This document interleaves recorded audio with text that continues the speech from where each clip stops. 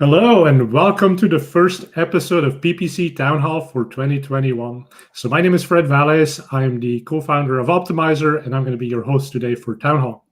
So thanks for those of you who are joining us, especially the ones joining us live to ask questions.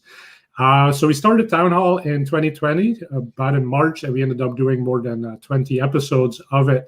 And so we're really happy to bring it back in 2021 because we found that PPC professionals just don't have places to go and meet in person anymore, yet there's still so much that we can learn from each other. So for the first episode of 2021, I decided we should bring on some people we've never had on the show before, but who you certainly will recognize, and also bring back some of our favorite speakers and some people who really are deeply involved in the industry and are going to be able to lead conversations with us and have some really interesting insights, not only from the things that they do, but also from the people they've talked to in the many interactions that they've still been having in this past year. So today's PPC Town Hall, we're going to talk about automation and what the experts are automating and what they're still doing manually. We're going to talk a little bit about brain safety with all the things happening in the world again this week and in 2021. So with that, let's get rolling with PPC Town Hall, the first one of 2021.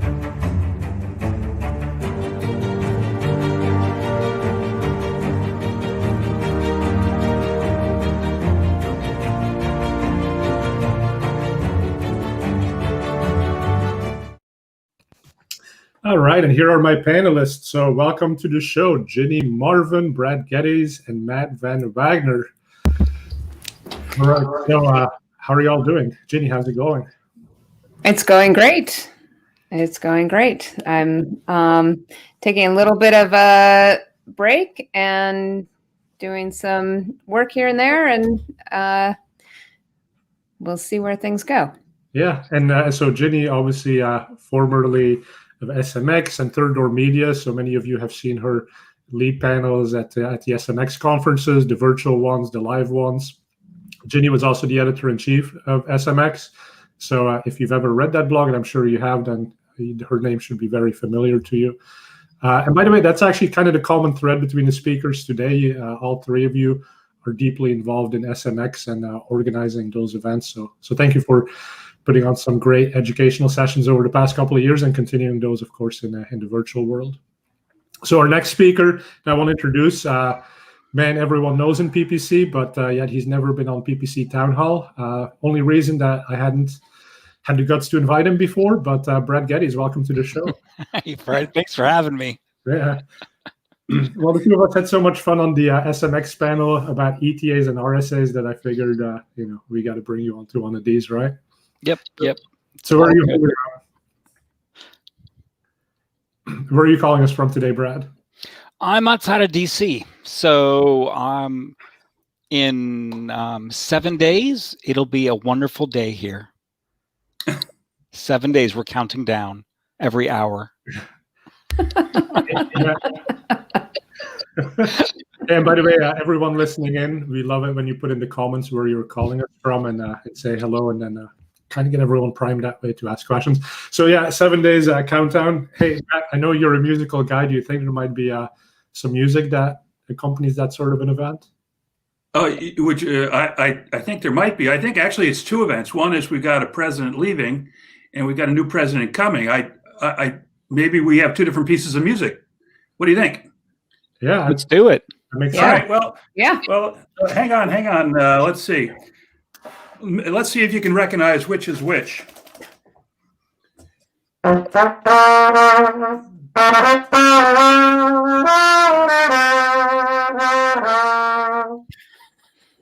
Which one do you think that might be, right? And of course, on the same day, we're going to honor, and we'll hear this one played a lot of times.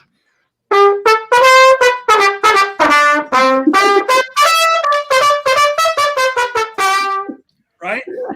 Very nice.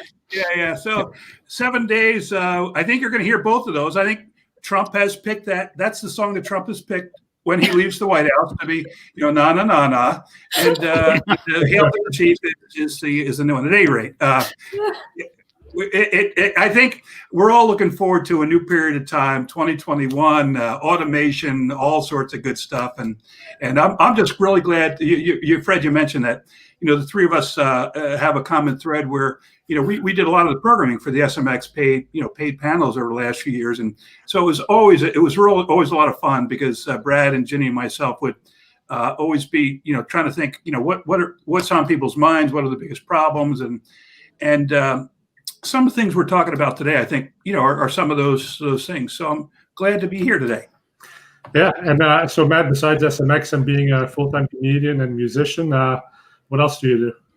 Well, we're an agency, and so we help mismanage paid search for a number of clients. We have a number of we service large, small. We do SEO for people that know less about SEO than we do. But for the most part, we're helping people with their paid search stuff. So, and hence that's why Matt respectfully requests that nobody follow him at his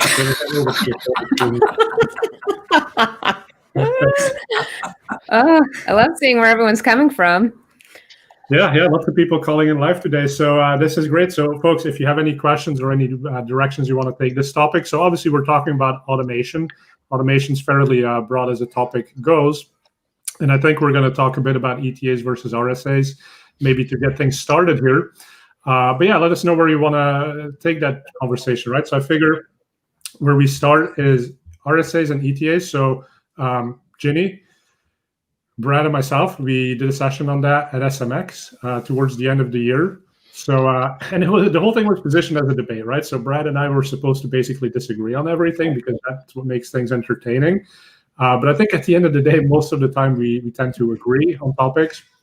But let's share what we found, right? So the first thing that we looked at from Optmyzr's perspective was how many people had tried responsive search ads. And obviously the responsive search ads, that's what I would put in the category of automated advertising. Right, you as the human, you still put in the ad components, the headlines, the description lines, but you let the machine figure out how to put it together in unique ways. And then on the other side, there's the ETA, the expanded text ad for people newer to PPC. Why do they call it ETA? It's just because there was an ad format that was just text as well. This one is just text that you define, but it was just newer. It had more, more space basically. So that's called ETA. Right. So, but we looked at accounts that had tried RSAs, and we saw that 75% of all the accounts in Optmyzr had at one point tried RSA. So RSAs existed in the accounts, and 75% of those who used it kept using it. Right. So they enabled ads, they kept them live, they didn't turn them off. Only 25% have basically never tried them, and then a very tiny fraction of all the accounts had tried RSAs but stopped using them. And so to us, that was an indication that automation in the case of text ads does seem to work. People seem to like it at some level. Brad, what are your thoughts on that? So I'm wondering if you've ever done the data of saying, all right, of people who tried them, this is how many they got to, right? They had X number of ad groups percentage-wise with them, and then here where it is now, is it a shrinking number?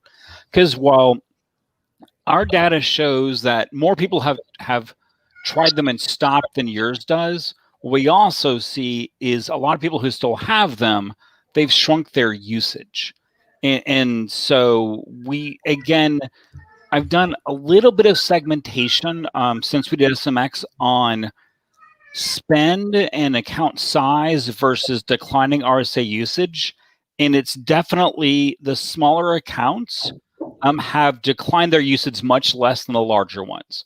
So our data is a little bit opposite of yours in ways, but we have definitely seen those who spend, $500,000 to $1 million plus have decreased usage more than those who spend $10,000, $20,000 a month. Which in a way is not surprising, I think, right? So if you spend a lot of money, you tend to be more of a control freak and actually do PPC for a living, as opposed to something else you've just tacked on.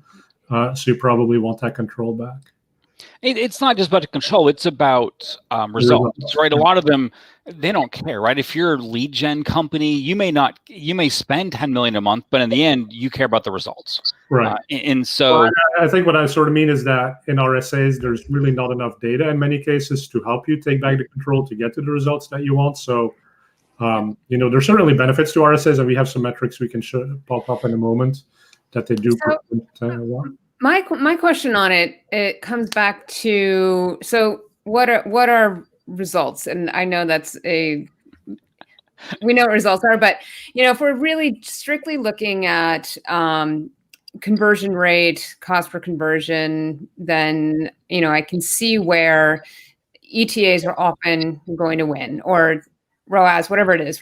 That's going to be the winner in many cases. I'm wondering, particularly for Brad, if advertisers are also looking at, because one of the things about RSAs is you're supposed to be opening up yourself for eligibility to more impression inventory. And so is that a factor where people are saying, or looking at it from I'm getting more exposure and I'm not going to be thinking about it from a conversion rate standpoint, that those are kind of like incremental impressions that I wouldn't have gotten otherwise.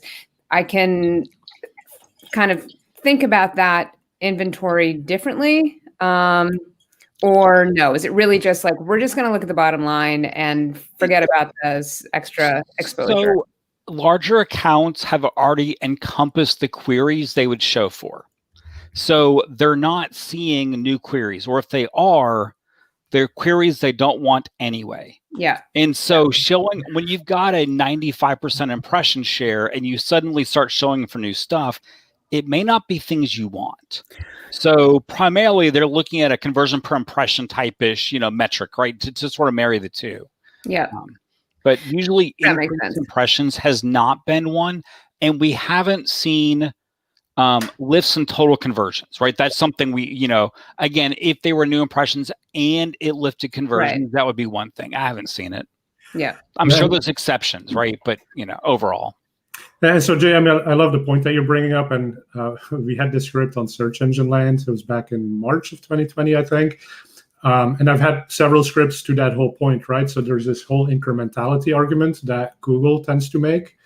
So you're saying, it enables your ads to qualify for more auctions because they're able to put together a variation that has the high enough quality score and ad rank so that you can get onto these new keywords or searches, right? But part of it also then depends on, you have to be using broad match or something not exact match.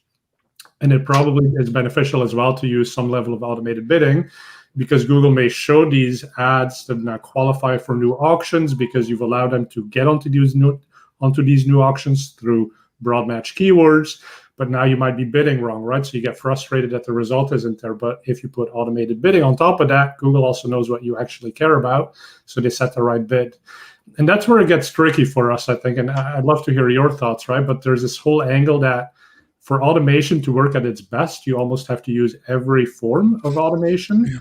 And that's like giving up huge control. So Matt, what do you think about that? Well, I think that's a really interesting point. And I think Melissa Mackey looks like she mentioned a comment that in a lot of cases, you just don't really have enough data for RSAs to really even get their wheels spinning. It's a multivariate type of testing. And so, one of the complaints, and I think, Brad, this has been one of your sort of pings for a long time with automated, optimization, to click-through rates, whatever, that oftentimes you see that decisions are being made too quickly on winners and losers. And so, but I do think the point about automation and the fact that you've got, automation in audiences, you got automation in bidding, you've got automation in your ads, you've got really automation happening in your keyword match types, because for the most part, keyword match types are almost completely gone. I mean, exact match is even really eroded. I don't know if you noticed this recently, but we've designed campaigns over the last number of years that are set to exploit and optimize this one thing. Get impressions and keep traffic into a particular data set.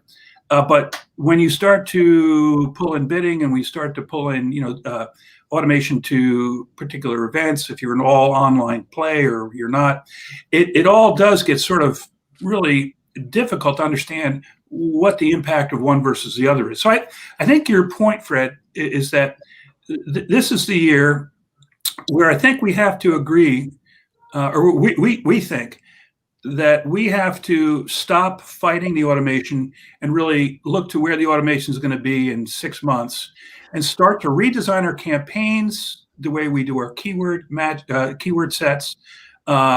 Ads are sort of that's sort of a whole island, and that seems to be settling out. But I do think that it gets to a whole larger area of how we are managing our entire accounts. It's not just RSAs or ETAs or this automation bidding or this type of way to develop audiences. It's all, especially if you see, by the way, we're going to talk about Google Analytics 4. If you see what's happening with Google Analytics, Google has already planned for the fact that we have very few real signals to deal with, cookie loss and everything else. So modeling and estimation and history in particular keyword sets is what they own, and we don't. So I think you're right. I think you have to look more holistically at, as opposed to just doing this or that, look at it across the entire account. So Matt, can I make a quick further a counter question, right? Yeah. So we're seeing accounts that may be spending as little as $50,000 to $100,000 a month, which I know is a fairly healthy budget still, right? But just to give scope here, that have a couple good developers in house who have started running machine learning or predictive analytics over their own data, and they find they get better results using all the bid modifiers, which is still automated bidding, right? They're just automating to themselves. And it's better than Google because they know what data makes the biggest changes. Google doesn't. So until Google lets you say, hey, on the machine learning levers for bidding, I want to push A versus B versus C more, should we really be saying, let's turn it all over to the Google automation when we're seeing, because of machine learning so easy to do in-house now, easy is a tough word, but more viable in-house. Talk to Brad right? if you find it hard. He can help you. No, I'm not a programmer, right? Is this something that you got to be careful of, because in-house people are starting to catch up with what Google's been doing? Right, but I think, and maybe the question was directed at Matt, but let me jump in, right? So I think sort of what Matt was also alluding to was that like we have to stop fighting the machine. And basically when I think about AdWords and being like the circle, we used to manage all the little components within the circle. So we used to manage targeting and bidding and the messaging, and everything was done like kind of chasing history. Like historically, we knew that, okay, these things happened and that converted well and this didn't. So we'd set these bid modifiers or adjust things, but basically we're always chasing history, right? And Google has these ways to predict what's happening. Well, that's what they're doing. They're using predictive analytics, right? Just to be clear, right? It's predictive analytics in-house bidding, not historical. Exactly. Yeah. But so my point is that kind of like in the circle that we've been controlling, I think we have to move to the periphery of that circle. And now we got to start thinking more about how do we tell Google about what a conversion really was, right? And so if we know that a conversion from California just means more to us than a conversion from New York, even though maybe they bought the exact same camping tent, right? But maybe we know that someone in California is going to use that camping tent more times during the year because the climate is better. No offense to people in New York, right? Actually, we have wildfires, so maybe you're not using it in California quite as much, but you know that user is going to be buying those accessories because they're going to be camping more often, right? And so it's how do we communicate that to Google at the periphery of Google Ads so that inside the circle that they control, they can actually do their magic? And I think that's sort of the question that we have to start asking more. Yeah, I mean, I think you're right. I mean, Matt's the stop fighting the machines mentalities, that's more where I really feel like that is the way that we're going to have to evolve. And I've kind of been thinking this way over the last probably 2 years of just this is where we're going to have to go. And because of Google Signals. Now to Brad and Fred, your points about having our own business signals mixed into that data, I think is really critical. And I agree. I think that is where the real leverage can come, and particularly the competitive leverage over your competitive set. Those people and businesses that are able to identify their own business signals that are going to make an impact. I mean, that is not, it's easier said than done. It's kind of, it's easy to say, these are our top signals, but that takes real analysis and investment and in internal or agency, whatever it is. But that takes a lot of digging, and then be able to present that in a way that can actually be used, whether it's creating your own AI in-house, and that may be getting easier for sure, but you're still limited to the number of businesses that's going to be accessible to at this point. And so is the real voice here of advertisers to keep pushing for, give us more inputs?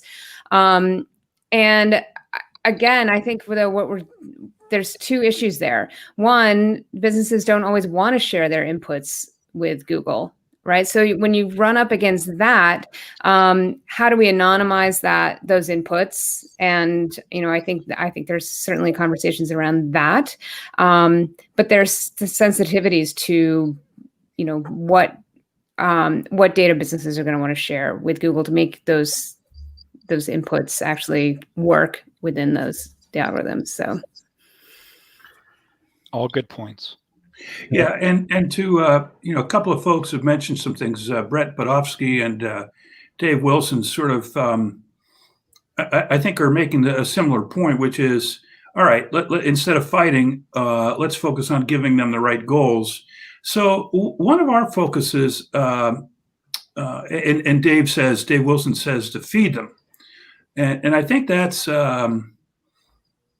I think that's where we're going to be focusing a lot of our time. And it's actually going back to really seminal work in the whole web UX and web design area.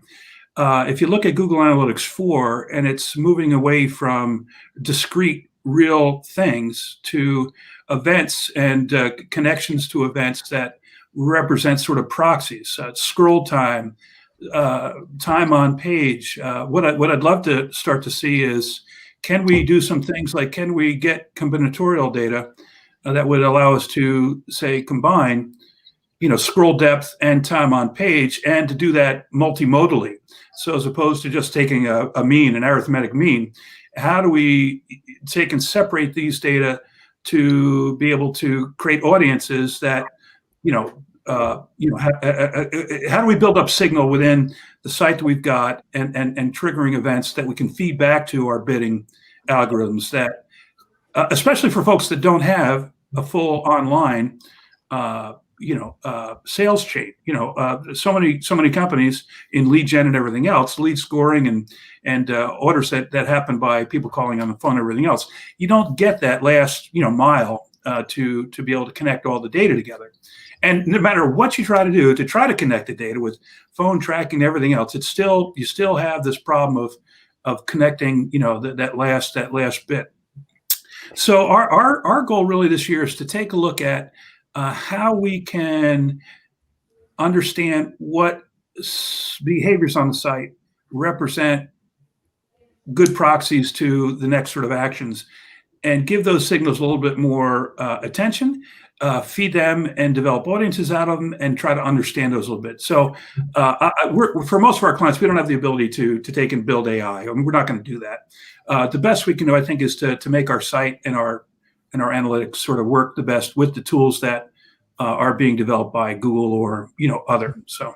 And I agree with that, Matt. I mean, so looking at Google Analytics as sort of the next step of informing the machine of what's happening, I think is really important. And so the way we're thinking about it is, grab the GCLID when that conversion or whatever the event that you're tracking as a conversion is, and don't wait. So say that you're a lead gen, right? Don't wait until the final conversion has happened until you close the deal with that customer, but start looking at the signals along the way as you can identify them in something like Google Analytics to say.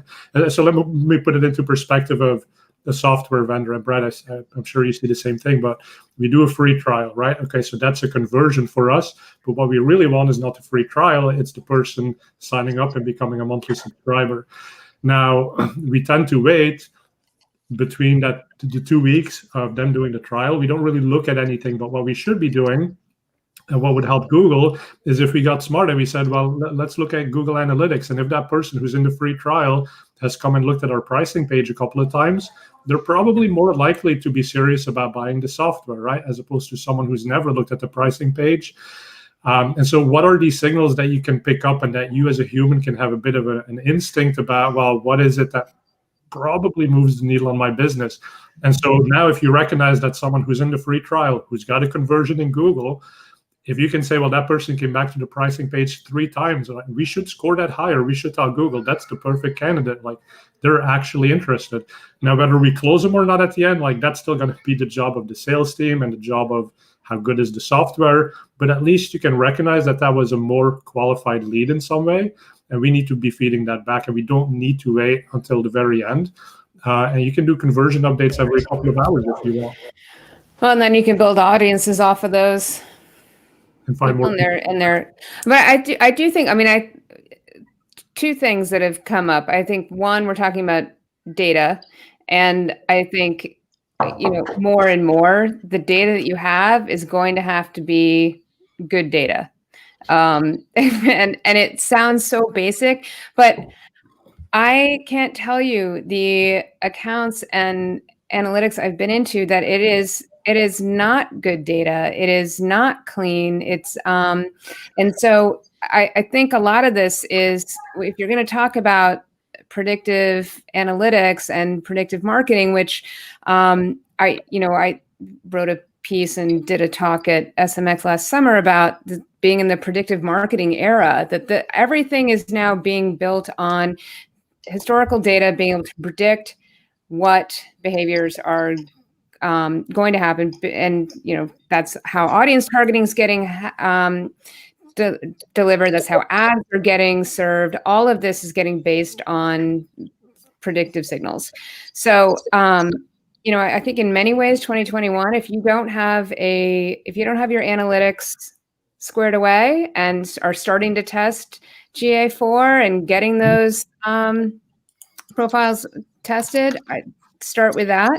And like fundamentals of data cleanliness, understanding what signals are actually leading indicators for your business, I think is kind of like Q1 of 2021. Just focus on the data fundamentals. And I love everything you said, but like, that's such a high bar for some advertisers. And I think everyone sitting on this call, right, who's watching, like, we all get it. You're preaching to the choir. We're preaching to the choir.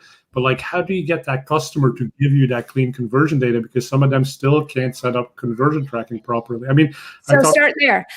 So that's a really great point. And I think, some of these things are out of reach, and some of them sound really basic to a lot of the people on this call. But I would say start really small, like start incrementally. What's your capacity? Or should you think about outsourcing and hiring an analytics consultant, or somebody who can just focus on getting your tracking set up? Yeah, and if you're tracking set up, like, just do that. And then, okay, so like for a long time, we've been talking about the bidding by weather script. And how is this relevant to what we're all talking about? Well, the relevance is that everybody fundamentally understands that there's probably something that the weather may impact about your business. And so everyone's like, yeah, I want to install that script. I want to do it. But then they get stuck because they can't figure out, well, how does the weather impact my business? And now in many cases, your business is too small, right? So even if you run the predictive analytics or you run the regression model or correlation, like you can't quite figure it out, right? But what if you simplify the question? What if you just say, we don't need to get everything exactly perfect, but like my example from Optmyzr, right? So if someone's looking at the pricing page, I think that's probably a better customer. Like, I'm not quantifying how much better that customer is. I'm just saying, like, that should be a small boost in the conversion value that I should pass back to Google. And the only reason I'm passing back higher conversion value is because I want to tell Google's machines that this made me a little bit happier than the other thing, the person who didn't look at that pricing page. And that's really simple. I mean, that could be me saying I'm going to value it 20% higher. And where did the 20% come from? Well, I completely made it up, right? But it's better than not doing anything. And now I can start seeing over time, like, is that actually moving things in the right direction? And then I can get more sophisticated and I can layer another signal on top of it. So like you said, I mean, start with the basics and then don't stress out over, like, we're not looking for perfect. And there is no perfect. There is no perfect. So if that's your bar, it's going to be a lot of sad nights for you. So just forget about perfect and do the best you can. I would argue this is actually more important than in the past, because with all the privacy things happening, you doing your own data modeling, your own attribution modeling is going to be essential, right? With iOS 14 doing a Facebook 7-day cookie, and then Facebook doing modeled conversions, not actual conversions. Your year-over-year data inside of Facebook is done, but you can still do attribution modeling in your analytics if you tag it and collect it correctly. So I'd say even from a, not a predictive modeling, right, but a basic standpoint of modeling, you need to get it right, because the privacy changes are going to mess up the data inside some of your platforms, that just to do some basic analysis, you actually need to have it yourself now and can't rely on the platforms to give it to you, because they're not going to have all the data they had previously. That's right. That's a good point. The year over year is a really good point. And it's going to be year over year, and then next year will be year over year. I mean, you know, because we've got a couple of years of this unknown. Yeah, we're actually starting to model based on we're for seasonality and for sort of predictive, you know, coming into market, coming into season type of stuff. We're actually referring back to 2019 data, because 2020 was kind of FUBAR. So I think you have to be careful, especially this year, measuring your year-over-year metrics beginning March 15th. I think data after that becomes abnormal. And I think we may be abnormal through mid-year of this year, so it has value. But I think we It's getting the measurement stuff right is important, but then also making sure we don't make the wrong decisions based on year over year sort of mentality. Let's temper that a little bit. Yeah, I agree. I was doing some modeling earlier this week with someone like, all right, we're going to have a better than usual opportunity this year in with Facebook's tracking changes. JPM and stuff are estimating a 3 to 5% decline in revenues due to the tracking changes. So we're going to see an increased CPC because businesses come online, but an increased opportunity, right? As long as you don't do a year over year comparison. And it's weird to say more expensive CPCs, but better opportunity than normal. In the same sentence, right? Normally, that's not something you can say. By the way, I think we should just shut up and let the conversation that's in the comments go. There's some really good back and forth there. If you guys are paying attention, Fred, some of these folks need to be speaking on a town hall too. These are good questions and good feedback. Let's bring them in next time. Hey, so Matt, which questions and what conversation are you watching that we should talk about? Well, there have been a couple of questions that came. The question about keywords. What's the status of keywords is interesting. Without sort of going and getting whiplash by jumping off this whole data and tracking thing. I think maybe we can get to that, but I think maybe we should spend a minute or two to think about some of the automation and some of the cookie loss, and maybe talk about how that changes our ability to measure and how are we sort of reacting to that. Do you think that's a good topic to transition to? Or let's talk about that. I thought you wanted to talk about keywords, but we're going to cookie loss. Okay. Well, I think afterwards, I don't know. Either way, I mean, you have some opinions on this too, so. Yeah, well, I mean, so I think the keyword loss thing, that kind of speaks to, I mean, maybe what Brad was talking a bit about. So there's all sorts of data loss, and it goes from what the engine is limiting to the fact that cookie policies and privacy policies are just making it harder to connect the dots across systems. And I think that, so the keyword loss or the search terms loss, we've all talked about it quite a bit, right? So we've lost, 70% of data, but there's still 30% of data we can use in the same ways we always have to make some smart decisions. I think what we actually, as an industry or as practitioners, need to do is go to Google and say, listen, we get it on the privacy angle, and that's regardless of whether this was a privacy influence change or not, but we get it, right? I mean, privacy is important, and you have to take away search terms data for that reason.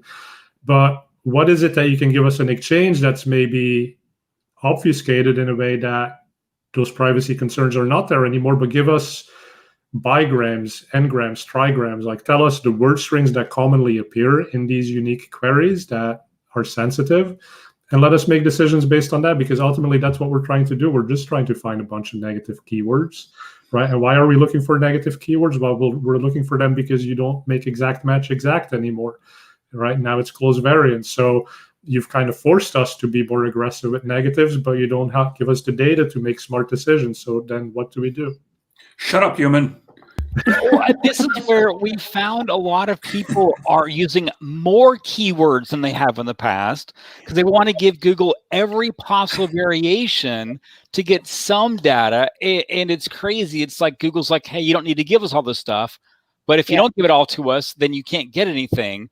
So some people have just gone insane on here's every exact match variation and misspelling and whatnot in my entire account. Now I can start to figure something out. They support it with negatives along the way?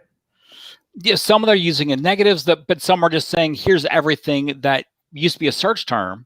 So now I get some stats for it, right? And here's all the common misspellings. So now I get some stats for it since you can't get it. And it's not accurate because we know this is the keywords impression, not the query impression.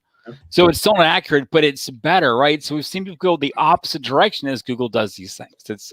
It's kind of funny. And let's make some predictions here for 2021. So when are we going to lose keywords? Is 2021 the year? No, you know what? I will argue that as soon as Google removes keywords, their revenues decline significantly. There is, of every advertising method out there, the intent of a search, of someone saying, I want this, is the strongest signal in anything. It's better than any programmatic, any audience, anything else. So as soon as Google stops saying, I can show an ad on I want X, they're going to see a massive decline in revenues. People go, well, then I might as well just do programmatic if I can't use the keyword stuff. Well, you know, here's what I think, and this is a little bit rant, and maybe it's conspiracy theory too, but I think if you look at this problem in a certain way, they may never take away keywords, but they may stop paying attention to what we're actually telling them. Okay, and I think if you look at the loss of search query data, and you look at the loss of cookie data and Google's inability to feed its own AI stuff, I think what they're doing is they are learning on all of our dimes, and they're saying, we don't care what you think you know, human. We are going to let our machines run wild, and we'll decide what's working or not. Yeah. And we don't want you to see the decision we're making, because we may have made these decisions 4 years ago that's not a good keyword. That's why we have negatives. And so I think here's the signal. If you see this, then essentially keywords have become completely devalued. If you see degradation, we're not going to see negative keywords go away. But right now, negative keywords are still very strict in the way that they negate or they prevent a match from happening. But once you start to see negative keywords become fuzzy, then we've lost complete control. And so I was just thinking about this the other day. I'm actually going to do an experiment on exact match, because there are some ad groups. I only want if and only if this character's in this row, in this order, and these two words. So I'm thinking of creating a couple of exact match ad groups with 15,000 negatives. Just every negative, so that there's nothing like the, of, a, what is, and just to see whether or not I get, 100% of what I'm looking at there. Do I get that? Do I get it? What I'm really looking at? But I think that's the signal we're looking for. So if anyone sees it, be the first one to report, get the scoop. Like negatives have gone fuzzy. That's the tag we use. Negatives gone fuzzy. Yeah. I don't think that'll happen because that reduces Google's revenues, right? Keywords they can be funny about and show more ads, get more revenue. Every negative decreases potential auction pressure. So I don't think Google's ever going to make fuzzy negative. Yeah, I agree with that. I mean, they're not going to get rid of keywords because it's a targeting mechanism. That's huge, right? But what we're saying is the match type going to go away? Because there is a push from Google towards putting people back on broad match, which is essentially what every keyword type is at this point, just to lesser degrees. Well, yeah. I mean, I guess to Brad's point about the keywords being just the, pinnacle of intent signal, what I see is Google not getting rid of that as the intent signal. You're getting rid of the advertisers being able to say, these are the keyword signals that I want to be targeting. Instead, they're saying, we know what keywords these companies should be targeting.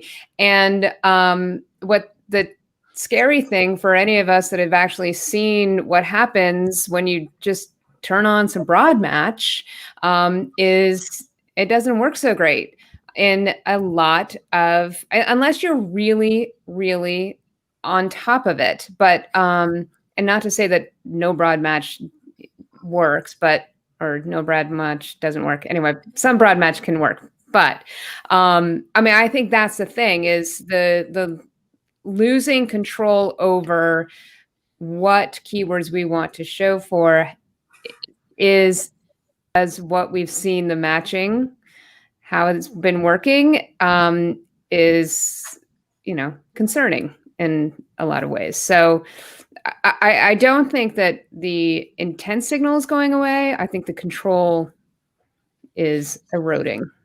Yeah. And the problem is Google is great at learning when it's pure math. When it comes to semantics, I feel Google's incredibly weak compared to some other platforms when it comes to any type of semantic learning. I mean, I even think their search engine's worse than it was 5 years ago, right? So, so the more they try to do semantic stuff until they rejigger their system, they get some new people in who understand semantics better than the current ones, and they rely not purely on data from that standpoint. I don't think we're going to see good results from them. And that's the part that's sort of scary, right? Is they try to automate keywords. They've proven they can't do this over and over again, no matter which way you want to walk down semantics. Well, and you can kind of see this, just enter your landing page in the keyword tool, right? There's an indication of what's going to happen. Somebody was asking about Microsoft being a viable alternative. I would say yes. And if, it just is a little bit of extra resources that goes into managing that, you're going to reach some other different people and you're going to get some other data. But you won't spend a huge amount. It's not an alternative to your Google spend. You just can't spend. No, it's a complement is how I would think about that. Yeah. Well, Microsoft continues to add tools, and they're adding, more, machine learning things, and they're adding more recommendations and whatever. So I think, the pace that they innovate is pretty good. They do have to spend a fair amount of their time and energy sort of matching or trying to mark Google changes, because it's a market reality that people spend more on Google and oftentimes will begin on Google and port stuff over. But they'll continue to be very viable. I think, well, that's what I think. But again, some more comments there. Just really, really great. And I didn't mean this to be a complete rant, but. And thank you everyone for watching. I mean, I was telling the panelists how many people usually watch live, but we're like at 3 times that number. So this is amazing and great conversation. Now, in the debate of humans versus machines, there's one point that I do want to make. So I think 2020 taught us the lesson that the machine is really good at responding to what's happening in the world. And so when conversion rates for certain industries started to change, the machine is very on top of that. They can change the bids to make sure you're still hitting your ROAS. But the place that we as the humans play is the strategy, right? So BOPIS, buy online, pick up in store, was huge in 2020. That is not a decision that the machines make. That's a decision that we make because we see things changing. And so we have to change ad text because of that. We change business operations, right? And so I know we're talking to PPC experts here, but there are insights that we can bring back to the teams that we work with at the corporations who we work with. But just keep that in mind. Like Brad was sort of saying, like the limitation of the machine is that it's very good at the math stuff, but when it comes to semantics, when it comes to, what does this mean for a business strategy, that's not where the machine is good at making the decisions. That's where we fit in, right? And so kind of transitioning towards that place where we stay on top of the strategy, and then we figure out what are the inputs we can give to the machine that informs it that maybe the strategy has shifted. The whole point about like, hey, we don't care about the data from 2020 because we don't think it's reflective of what's going to happen next year, right? Hey, we had great, amazing conversion rates for gym equipment. Well, how many barbells can one person buy, right? Like, it's not because there was a great conversion rate in 2020 that we're going to continue that. Right. So I think that's where we need to think about ourselves as where we fit into the industry when automation comes into play. I think it's a very good point. Mm-hmm. Just overall, like, yes. I mean, if you're not driving the car may be able to drive itself these days, right? But you still have to make sure it hasn't misread something and driving over a cliff. That's your job, right? To tell it where it's going. Mm-hmm. Is there a better route you want to take? Yeah, maybe it can drive itself, but you still need to make sure, right, it's going in the right direction. Do you remember when Google, you would ask for driving directions from New York to London, and it would actually tell you to swim? Yeah, exactly. I have a screenshot of one, right? They swim like 5,410 miles, right? Tell me to swim. Exactly. So now if you gave that to a self-driving car, it would drive you off the cliff in New York into the ocean. Yeah, I guess in terms of, the fact that we still have some agency in all of this, I think is a really good point. And I think that coupled with use the machines in the ways that they are aimed at helping us rather than fighting them. Are they going to get it right all the time? No. And that's where we come in. And again, that's where your own data is going to be helpful. If you come in with a campaign that has been a disaster, all that data is not useful. You can't use that data for anything. So it's think about it the same way. If you look into a campaign that's been set on broad match and you were reaching attorneys in Palm Beach and you sell you're a hair salon, that data is useless. So I think all of this goes to, educating yourself and being a great marketer. It's really like still so much about this is fundamentals. And how do you educate? Let's talk about that, shifting topics for a bit, but obviously read as a search engine land to educate yourself. Do you guys want to talk for a minute about what's happening events-wise for SMX in 2021, how people can get educated? Matt or Brett? Yeah, I'd be glad to jump in real quick. We've got a pretty good conference coming up at the end of February, and it's a one-day look at reporting, both from SEO. There'll be an SEO track, there'll be a paid search track, and we're going to be looking at GA4 in some depth. We're going to be looking at reporting things that are inside the tool. If you're working sort of tactically, on the board, you're making quick edits, what sort of reporting is inside there. So what we're going to be doing for SMX conferences for 2021 is to focus in on one day sort of events that drill deeply into a particular topic. So take a look at the agenda. That's I think it's sort of up there. The speakers are awesome. That's at the end of February, and there'll be 45-minute sessions, and then there'll be an Ask the Experts thing at the end. But that should be pretty good. 6 of those, right, this year? I think so. Yeah. Nice. Yeah. And so speaking of data, let's transition maybe into the final topic. But then, all of these privacy-influenced cookie policy changes. Yeah, the only thing I would add, just also coming up, is the Paid Search Association's conference that will be mid-February. Mid-February, yep. And that's a nice homegrown. I mean, I think that's nice because it's pure PPC geeking out. A lot of folks you've gotten to know and love over the years. Dave Zattel, I think, and Ginny, you're involved in that, I think, a little bit, right? Brad? Mm-hmm. Yeah. Yep. I think all of us are on the board. Not me. Right, you're on the board, aren't you? No. No, Fred. Oh, Fred. Yeah. No, they would. They're smart. They wouldn't have me.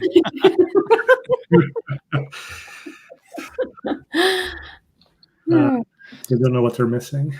No, I had too many other, things to do. But I support the effort. And it's a good crew, and I really like what's going on. So. Yeah. All right. Well, we're down to 10 minutes. Maybe we do want to talk about the cookie stuff here, but this might be a good time to start wrapping up. So, is there anything that the three of you think we should talk about before we sign off?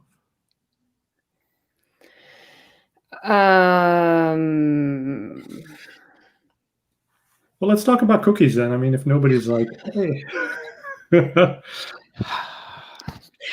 Yeah, we can talk about cookies. I think watching commerce this year is going to be fascinating. But we don't need to go down a commerce rabbit hole. I just think, there's so much happening in that realm that I just think it's going to be really interesting to watch. Yeah, we do. So today's the session where we're kind of like lamenting Google's decisions. In 2 weeks, we have PPC Town Hall about e-commerce and shopping ads with Google. So Google is going to be in there, but we brought in speakers who are going to tell you what Google thinks, but we're also going to get practical. And we do have outsiders from practitioners who are going to talk about their experience with smart shopping versus regular shopping campaigns. So I see some of those topics coming in the chat today. We're going to talk about that for a whole hour in 2 weeks. So join us for that one. But yeah, tracking changes, loss of data, GA4. Matt, is that like a topic that you want to kind of give us the high level on? Sure. Well, the first thing about GA4 is if you have not already created properties for all of your various clients and accounts, go in there and create one. Just because the reason is that the data that GA4 will be using for AI and everything else going forward starts when you create that property. It's not going to bring historical data in. It's sort of must be new data formats, new data structures that they need to sort of have you create it up, right? It's basically you have an existing profile and you transition that one. Yeah, you create a new profile, right? But the path is pretty good. If you want a pretty good primer on it, take a look at Ken Williams' site, kenwilliams.com. But he got a lot of early looks, and he's got some really good tips on how to transition across, things you need to know about. Things are going to look different, but the main things that are going to be looking different are this fuzzier concept of events and things that happen as opposed to discrete tracking that the cookie loss prevents. So it's meant to sort of set up a post loss of cookies data environment. So the interface will look a little bit different. You're going to start to be talking with your clients about engagement metrics as opposed to hard conversion things. This is going to become part of your conversation over the next year or two. But I would say, Fred, that would be a good topic to put on a town hall. I don't know if you've already got your schedule set, but yeah, I think, and there are a couple of people I'd recommend to you that would do a good job at that. We're just in it. We've got all of our clients set up with it. Only one or two that were actually sort of actively using that data. The rest is we're just kind of getting our game on. And I think getting your eyes used to the difference is kind of important to do. So if you haven't already gone to GA4, definitely recommend after this call, just go get yourself a property set up and start it now. Yeah, like they say, data is the new oil, right? So you can only get that data the moment you set it up. So do that, right? Even if you're not going to use it for another quarter. Even if you're not going to use it, just get the property set up. Yep. But I hear this stuff, and I almost feel like I need to go back and read like search engine strategies from 2000, right? We had keywords, we didn't have queries, and we had hits and engagement metrics. We didn't have, phone call tracking, and then we get all this data. And now it's going back to engagement metrics from which we used in 1999.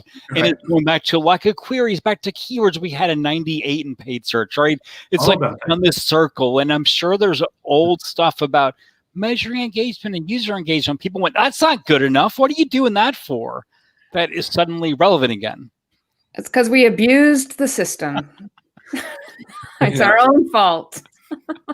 Well, yeah. I mean, we went a little bit too far afield on how we did deploy data that we had on people, but it is what it is.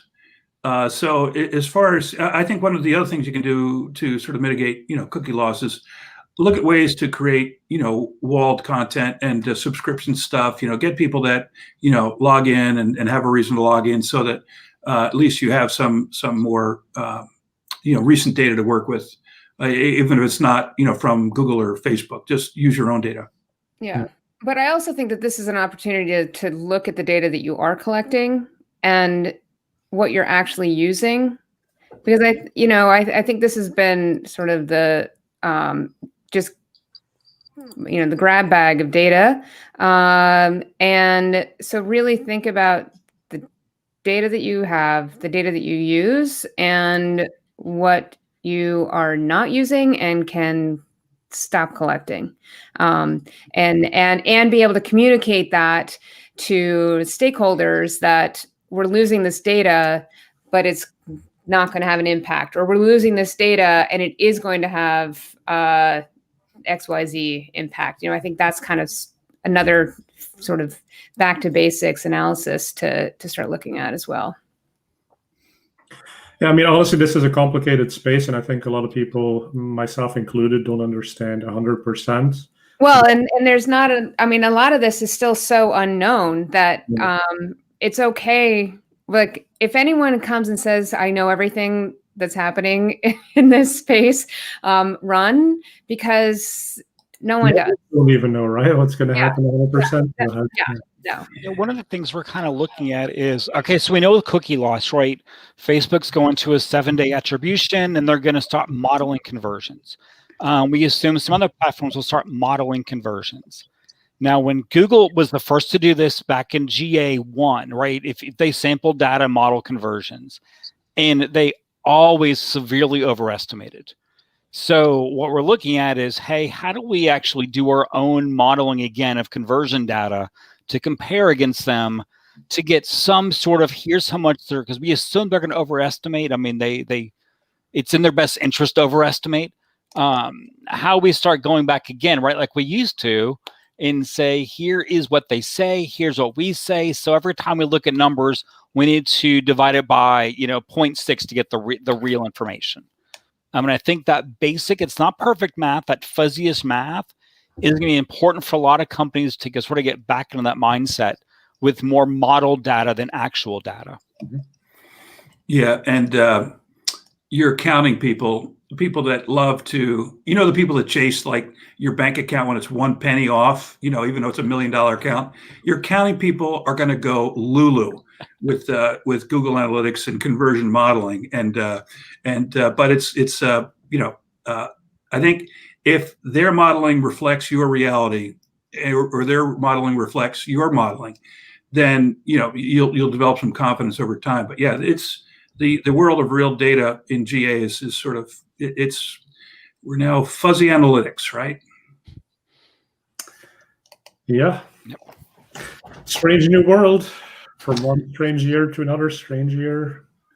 So on that note, thank you so much for being on. Thank you everyone for watching and the amazing engagement. So this video is going to live on YouTube. So tell your friends to go watch it. We'll be back in 2 weeks with the next PPC Town Hall, same date, same time. And we're going to talk about smart shopping campaigns, e-commerce, have some great panelists on that. Matt, can I ask you a final favor? You want to play us out? What do you want to hear? Ooh. Let's look forward to the new thing. Let's hail to the chief, right? And we have to give a quick shout out to Kirk, I see, right? This is what everyone should be reading these days. PPCers United, yeah.